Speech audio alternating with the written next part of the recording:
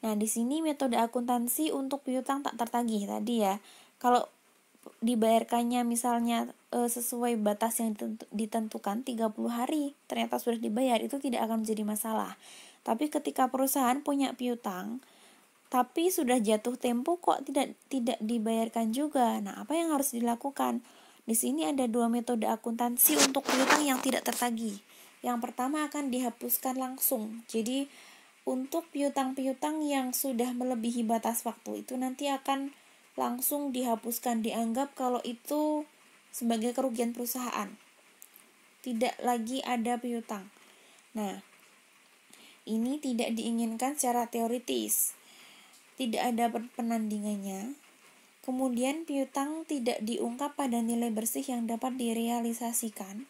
Dan yang ketiga, tidak dapat diterima untuk pelaporan keuangan. Jadi memang penghapusan piutang secara langsung ini secara teori itu tidak bisa diterima ya.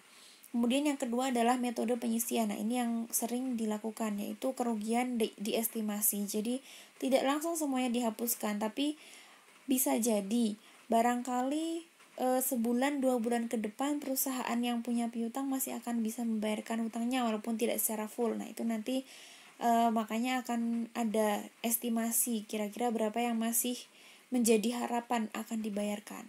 Nah, ini penandingannya lebih baik. Kemudian piutang diungkap pada nilai bersih yang dapat direalisasikan. Nanti akan ada perkiraan nilai realisasi bersih ininya, nilai realisasi bersihnya berapa. Karena terkadang perusahaan yang punya piutang itu akan menyerahkan piutangnya ke pihak ketiga untuk ditagihkan misalnya, atau istilahnya menjual piutang.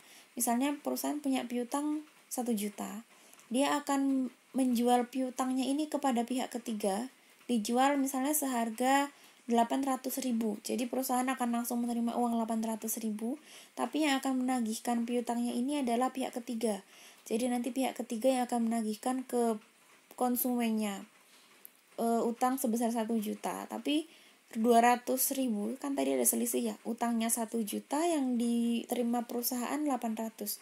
Nah, 200.000 ini yang nantinya akan menjadi keuntungannya pihak ketiga karena dia sudah menagih hutangnya ke konsumen. Tapi ada resikonya juga bagi perusahaan yang menagihkan piutang. Apakah benar-benar si konsumen ini akan membayarkan piutangnya atau justru malah tidak tertagih? Nah, kalau tidak tertagih kan nanti pihak ketiganya yang rugi. Nah, ini nanti ada salah satu cara untuk merealisasikan piutang itu yaitu dengan menjual piutang. Nah, untuk metode penyisihan ini lebih diisyaratkan oleh IFRS. Jadi kalau menurut standar IFRS yang berlaku itu lebih menyarankan menggunakan metode penyisihan daripada metode yang penghapusan langsung. Karena kalau dihapus langsung ini tidak diinginkan secara teoritis, itu menyalahi aturan teoritisnya ya. Nah, kalau disisihkan ini secara teoritis kita masih bisa masuk akal gitu. Kemudian ini contoh metode penghapusan langsung piutang tak tertagih. Nah, bagaimana jurnalnya ketika ada piutang tak tertagih kemudian akan langsung dihapuskan? Berdasarkan metode penghapusan langsung, saat perusahaan menentukan akun tertentu tidak akan tertagih, perusahaan membebankan kerugian ke beban piutang tak tertagih atau nama akunnya bad debt expense. Contohnya, di sini pada tanggal 12 Desember, Warden Co. menghapuskan saldo piutang MI Doran sebesar $200 yang diperkirakan tidak tertagih. Jadi, ketika perusahaan sudah memperkirakan piutang ini tidak akan tertagih, maka langsung dihapuskan. Yaitu jurnal yang dibuat yaitu beban piutang tak tertagih, jadi jatuhnya akan menjadi bebannya perusahaan, kemudian piutang usahanya akan dihapuskan. Kemudian metode penyisihan piutang tak tertagih. Nah, ini kalau metode yang kedua yaitu dengan penyisihan. Di sini perusahaan memperkirakan piutang usaha yang tidak tertagih. Jadi perusahaan harus bisa memperkirakan dulu berapa yang sekiranya tidak akan tertagih. Untuk mencatat estimasi yang tidak tertagih, ini nanti akan dicatat beban piutang tak tertagih, kemudian penyisihan piutang tak tertagih. Jadi tidak langsung dihapuskan ke piutang usahanya dikreditkan, tidak, tapi masih menggunakan istilah akun penyisihan piutang tak tertagih. Nah, ini nanti akan masuk di laporan posisi keuangan yang berada di bawahnya piutang usaha. Dia posisinya akan mengurangi nilai piutang usahanya itu tadi. Kemudian untuk menghapus piutang tak tertagih, ini baru nanti ketika sudah benar-benar tidak tertagih, ketika akan dihapuskan baru penyisihan piutang tak tertagih, kemudian kreditnya piutang usaha.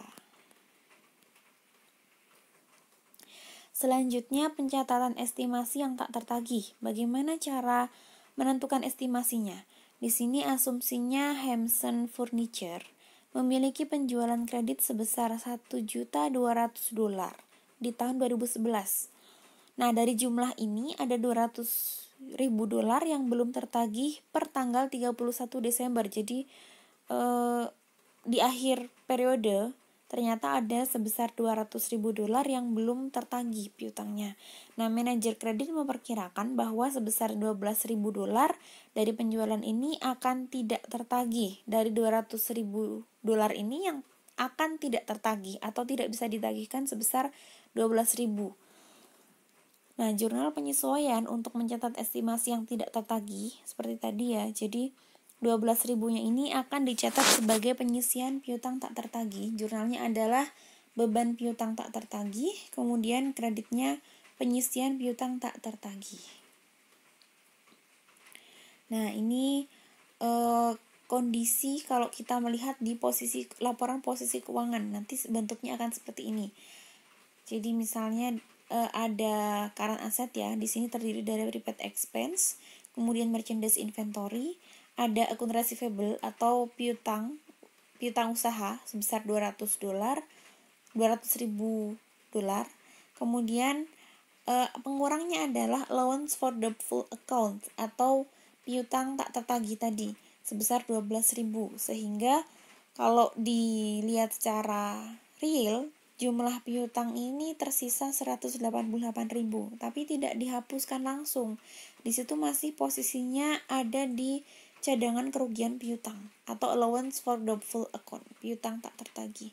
Kemudian ada saldo cash sebesar $14.800. Jadi ini posisi ketika perusahaan mencadangkan piutangnya.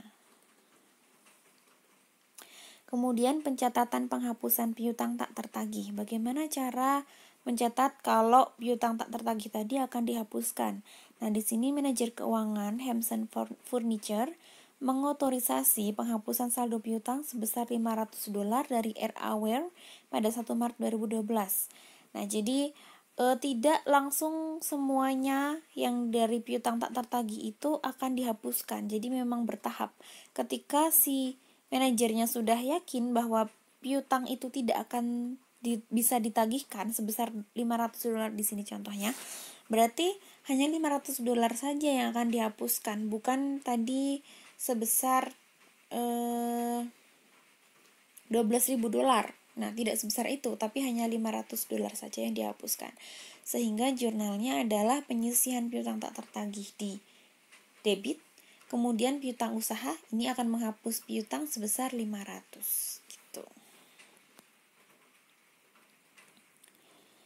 Kemudian penghapusan piutang tak tertagih ini, penghapusan hanya mempengaruhi laporan posisi keuangan. Jadi kalau penghapusan ini tidak akan mempengaruhi laporan laba rugi, sedangkan tadi kalau langsung dihapus. Ketika piutang langsung dihapus karena jurnalnya masuk ke beban kerugian piutang, maka akan langsung mempengaruhi ke laporan posisi laporan laba rugi. Tapi kalau menggunakan metode cadangan, dicadangkan dulu.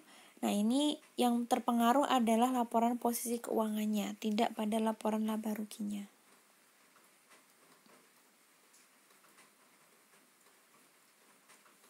Nah, bagaimana ketika perusahaan sudah mengakui piutang tak tertagih ini dihapus? Dianggaplah kalau itu sudah tidak akan bisa ditagihkan.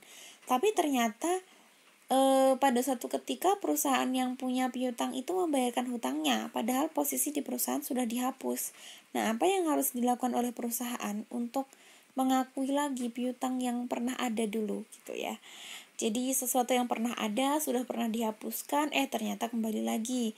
Apa yang harus dilakukan oleh perusahaan? Di sini misalnya pada tanggal 1 Juli, Aware yang kemarin sudah dihapus piutangnya, dia membayarkan sebesar $500. Nah, padahal $500 yang kemarin itu sudah dihapuskan, tapi kok malah dibayarkan. Jumlah yang Hamsen telah hapuskan pada Maret, ini jurnalnya kemarin piutang usaha. Jumlah yang Hamsen telah hapuskan pada 1 Maret. Jadi memang nilainya sebesar apa yang dihapuskan kemarin pada tanggal 1 Maret. Sehingga pada tanggal 1 Juli ini, perusahaan harus mencatat adanya piutang lagi. Piutangnya akan bertambah. Jadi kemarin yang pernah dihapuskan dibalik lagi.